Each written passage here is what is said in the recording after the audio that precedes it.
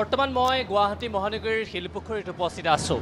শিলপুখুৰীৰ ৰাজহুৱা নামঘৰ সাৰ্বজনীন শ্ৰী শ্ৰী দুৰ্গা পূজা, সেই দুৰ্গা পূজাৰ সমিতিয়ে এইবাৰ ৮২টা বৰ্ষ সম্পূৰ্ণ কৰিছে আৰু এই ৮২ বৰ্ষ সম্পূৰ্ণ হোৱাৰ উপলক্ষে তেখেতসকলে আমি দেখুৱাব যত্ন কৰিছোঁ এয়া এনেদৰে এই দুৰ্গা পূজা আয়োজন কৰিছে। আজি যিহেতুকে মহাসপ্তমীৰ উপলক্ষে এয়া দেৱী মাক যি আৰাধনা, সেই আৰাধনা কৰা পৰিলক্ষিত হৈছে।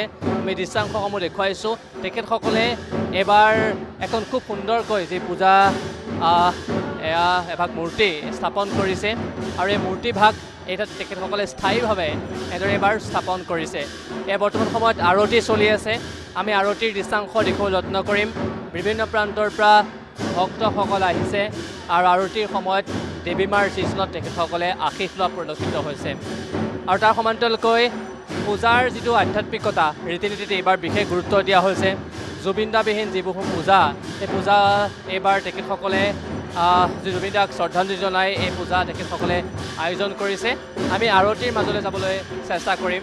এয়া আৰতি হৈ আছে, দবা শংখ বজাই এয়া দেৱী মাক আৰাধনা কৰিছে। আমি আৰতিৰ মাজলৈ যাম।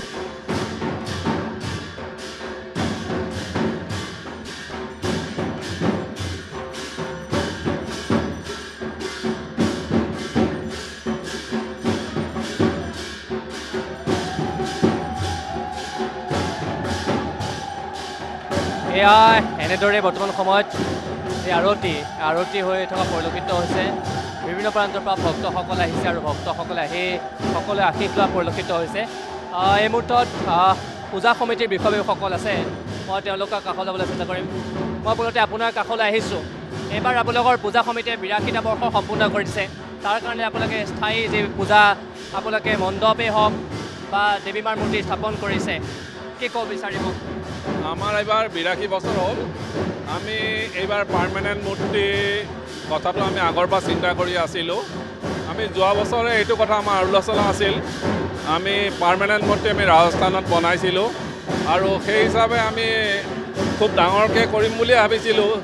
যে আমাৰ পাৰ্মানেণ্ট মূৰ্তিৰ প্ৰাণ প্ৰতিষ্ঠা আমি ভাবিছিলোঁ ২২ত কৰিম বুলি, যোৱা ২২ত, কিন্তু যিহেতু আমাৰ মাজৰ পৰা জুবিন গাৰ্গ হেৰাই গ'ল, সেইকাৰণে আমি অলপ পিছুৱাব লগা হ'ল। আমি ২৬ তাৰিখে আমি পাৰ্মানেণ্ট মূৰ্তি আমাৰ যিখিনি আমি ৰাজস্থানৰ পৰা আনিছিলোঁ সেয়া আমি প্ৰাণ প্ৰতিষ্ঠা কৰিলোঁ। তাৰ লগতে সংগতি ৰাখি আমি পূজাভাগ জাক জমকতাৰে কৰিম বুলি ভাবিছিলোঁ। যিটো এতিয়া দুখৰ যিটো কথা, জুবিন গাৰ্গৰ কাৰণে আমি গোটেইখিনি সাংস্কৃতিক অনুষ্ঠান আমি বাতিল কৰিলোঁ।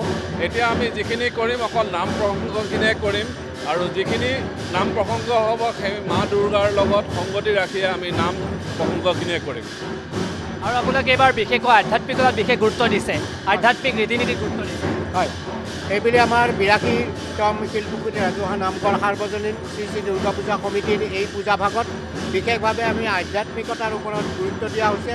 আৰু আনটো কথা হৈছে, এইবেলিৰ পৰা আমাৰ ইয়াত যিখন প্ৰতিমা প্ৰতিষ্ঠা কৰা হৈছে সেইখন স্থায়ীভাৱে আমি ইয়াত নিৰ্মাণ কৰি উলিয়াইছোঁ। ইয়াৰ মূল কাৰণটোৱে হৈছে যে জল প্ৰদূষণ ৰোধ কৰাৰ স্বাৰ্থত আমি এই কাম কৰিছোঁ। আৰু এইবেলি আমি সকলোৱে জানো যে খুবেই দুখৰ খবৰ, জুবিন দা আমাৰ মাজৰ পৰা গুচি গৈছে। সেই পৰিপ্ৰেক্ষিতত আমাৰ ইয়াত থকা সকলো যিবিলাক সাংস্কৃতিক কাৰ্যসূচী আছিল সেইখিনি আমি বাতিল কৰিছোঁ। নিশ্চয়কৈ তেওঁলোকে এটা কথা উল্লেখ কৰিছে, এইবাৰ যিহেতুকে পূজাই তেওঁলোকৰ ৮২টা বৰ্ষ সম্পূৰ্ণ হৈছিলে আৰু ৮২টা বৰ্ষ সম্পূৰ্ণ হোৱাৰ উপলক্ষে তেখেতসকলে এভাগ দেৱী মাৰ মূৰ্তি স্থায়ীভাৱে তেখেতসকলে প্ৰতিষ্ঠা কৰিছে।